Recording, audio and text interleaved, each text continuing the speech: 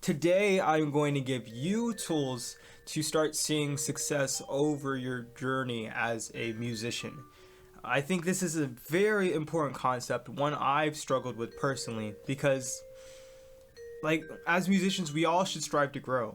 Through everything we do, we should be striving to be better than we were the day before.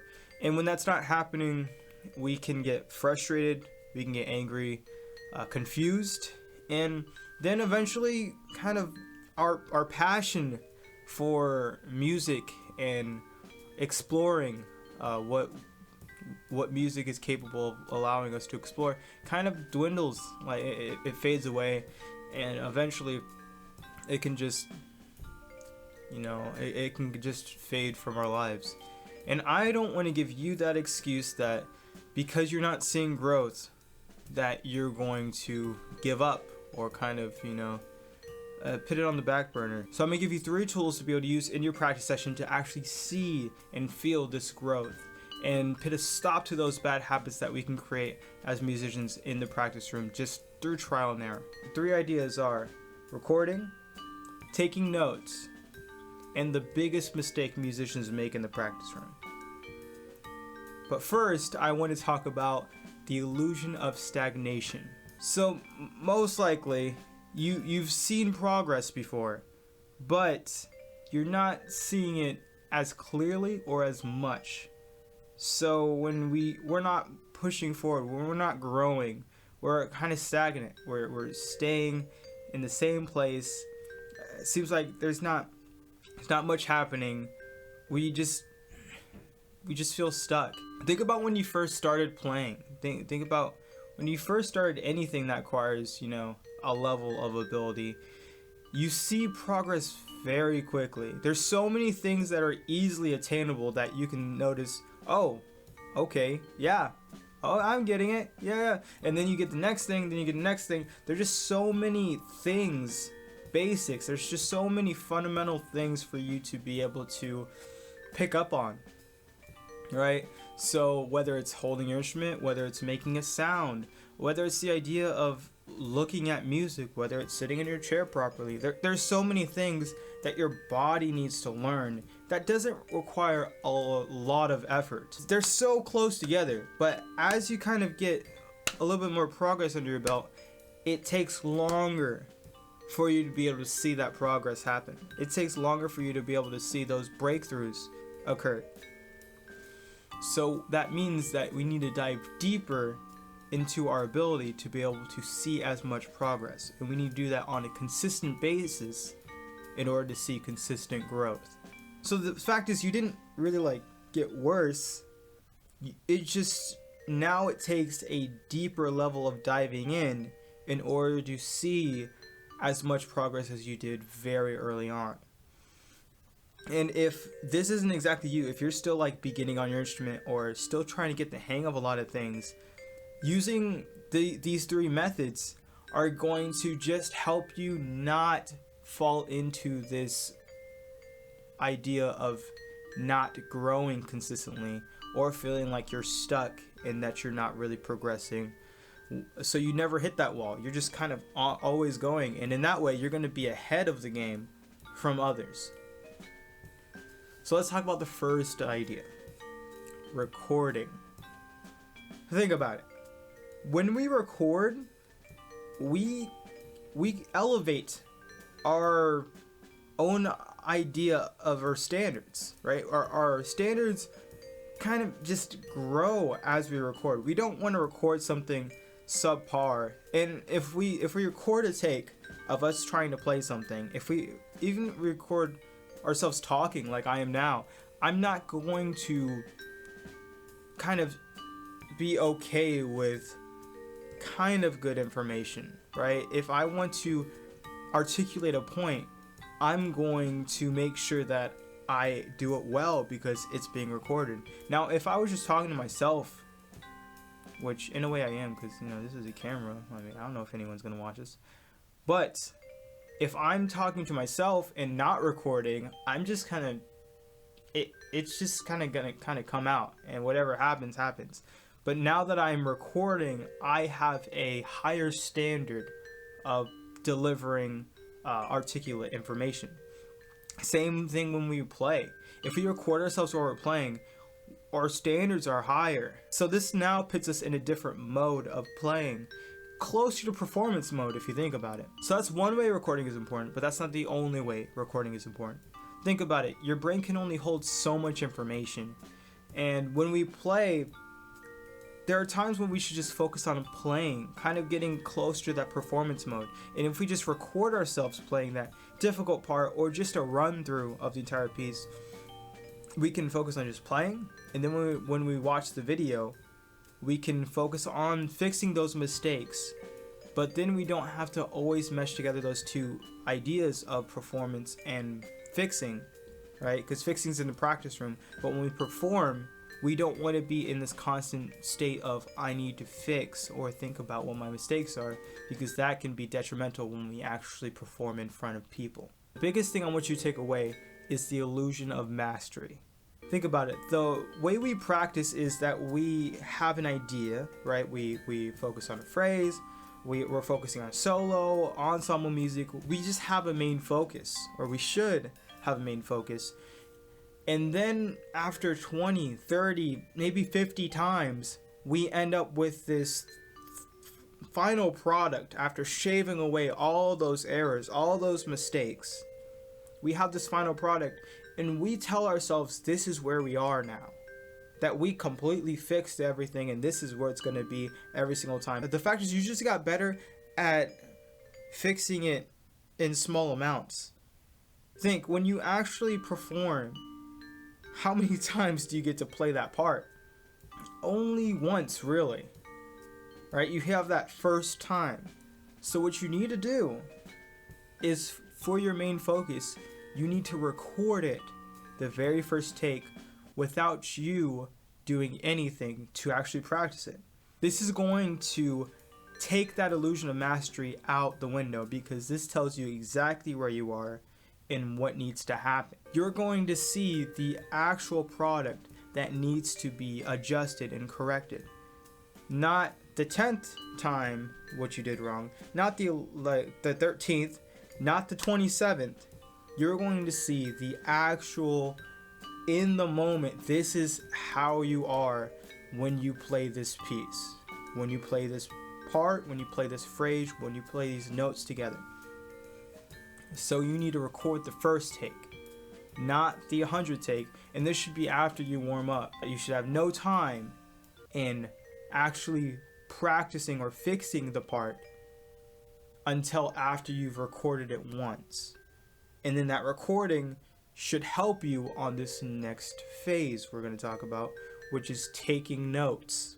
If you are not taking notes, I highly encourage you to take notes. I take notes on my computer. You can also have a practice binder with a notebook paper in the back of it, or you can have a literal notebook that's just for taking notes when you practice, or just a notes app on your phone. Just find a way to take notes, because like I said earlier, the brain can only hold so much information, and it puts certain things in priority depending on what your focus is in life. So the fact that it's going to remember every single thing that you did that practice session is very unlikely. And then you're just crossing your fingers that next time you practice, you'll remember everything. When you write it down, you can retain it easier. That's for sure, right? Because you're looking at it, you're actually physically writing it out, right? You have all these other modes of engaging with it to actually hopefully remember it next time. And then you don't have to stress your brain in remembering every single thing that you had to fix, whether it was a lot, whether it is a little. You have no guarantee that your brain is going to remember everything. So writing it down is going to be a lifesaver, so you don't have to backtrack every single time you get back in the practice room. And by looking at the recording of your main focus, you should already have ideas to write down on potential fixes to problems that you were able to find in that video. It allows you to track your progress, and you can set clear goals, which is super beneficial, because a lot of the times I think we can go into the practice room and not have a specific goal. We know we should work on this piece of music and maybe have an exercise or two, have a scale, but we don't have a specific focus on what we need to get better at. And this can be a huge problem and a huge bad habit to get into, of just going to the practice room and just going and not having a clear path to go towards. So have a main focus, because if you don't have a specific focus, then you can kind of end up going too many places at once and you're just kind of wandering around. When you have a main focus, you have a clear path to go down. And then write down potential fixes to that main focus. Because if it's a main focus, if you know it's kind of a problem, then you need to have an idea of tackling that problem. And then have a area for reflection. So you can write down what went well, right? What fixed worked, and anything that you stumbled upon that can be useful to attack for your next practice session. So this last one is the biggest problem musicians make in the practice room. I'm guilty of this as well. I have been really focusing on this lately, and I've seen the most growth out of this one personally. And that is not playing what you're good at. Think about that. In other words, don't play what you're good at. Play what you're not good at. We really grow when we play on the edge of our ability. Not when things are too easy, but not when things are extremely difficult and we can't even see the light at the end of the tunnel. It's when we really strive to push ourselves past our comfort zone. That's when we grow. So that's why your main focus should be something that you're not good at. Or when we get comfortable or lazy in the practice room, we revert to what's comfortable, our default. And how can we grow when we're focused on what's comfortable, right? I'm not going to get better as a runner by walking every single day. I'm not going to be the fastest man in the world if I stay in my comfort zone when I run. You need to push yourself constantly. And we need to do this in any skill, in any area of life that we pursue. So your main focus should be the main focus in your practice room. Not, okay, I'm playing my main focus for a little bit, but then I'm gonna, just play what I'm comfortable with and just kind of, get lazy, lollygag, and just do whatever. No, stay in that mode of the edge of your ability. Because you're going to see progress way faster than you did before, and it's going to be taxing on your brain. It's going to be you're going to get fatigued if you're walking out of the practice room just super comfortable and just like, oh wow, that was such a great practice session.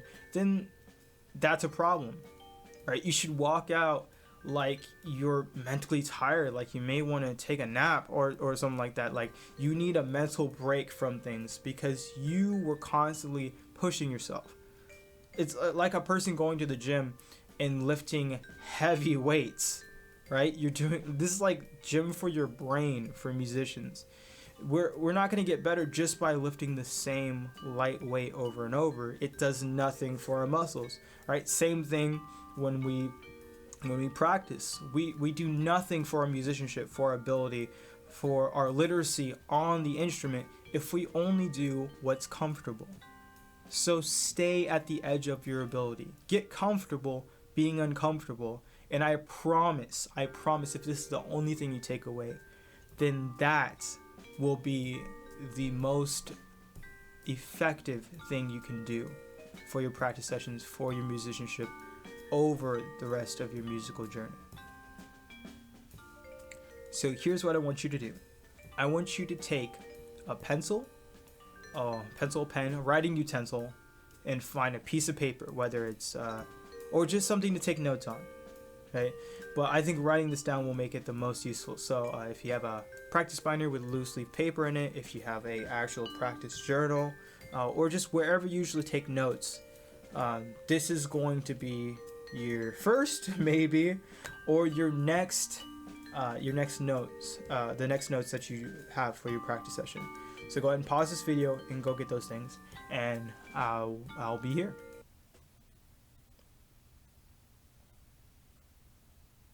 Okay, hopefully you're back with something to write with for your next practice session. I want you to have a main focus. I want you to write it down right now. What is your main focus for your next practice session? What's that thing that you've been avoiding that you know you need to work on? It can be phrasing, it can be articulation, it could be something to do with scales, it can be some kind of rhythm that you know is not comfortable, a section of your ensemble music, a section of a solo, a certain technique on your instrument. Write down that main focus. Then have an area. I want you to write two things that you think you can do to try to fix that main focus, or at least make it somewhat better, at least a little bit better. Doesn't have to be anything crazy, but you just have to have at least 2 ways of approaching that main focus. And then a section for a reflection to kind of see what went well or what else you found that you can use on your next practice session. And this is going to be your outline for the next time you practice. After this video, I want to encourage you to practice. After this video, it can be easy to just say I don't want to, or I don't have the time, but really we can make the time. In all the things we do during the day, we can make the time. And I want you to use this method. I want you to have a clear goal, right, that you just wrote down, and use those approaches to that clear goal on ways that can be fixed. And what are you going to do when you play that main goal the first time, after you've warmed up? Hopefully you said, I'm going to record it, right? You record that main focus first, and then you have a clear idea of where you are. And then the next time you practice, you record it again, and you can see if any of it actually stuck the first time before you do anything to actually practice it to get it to better. So what are 3 ways you can start seeing progress, consistent progress in the practice room? What's the first one? Record. The second one? Take notes. And the third biggest mistake is, don't practice what you're good at. Practice what you're not good at. I hope this helped. And remember, the goal is to be better than you were the day before. Even if it's less than 1%, it's still better than you were before. And that is progress. One way we can kind of approach structuring a practice session is through solos. There's so many things packed within solos that it's a great tool to approach growth from beginning to end. And something to perform that's just you has a very strong sense of responsibility attached to it. So check out my other video on how I decided to choose solo repertoire, and I hope that will help you as well. Hope you have a wonderful day. See ya.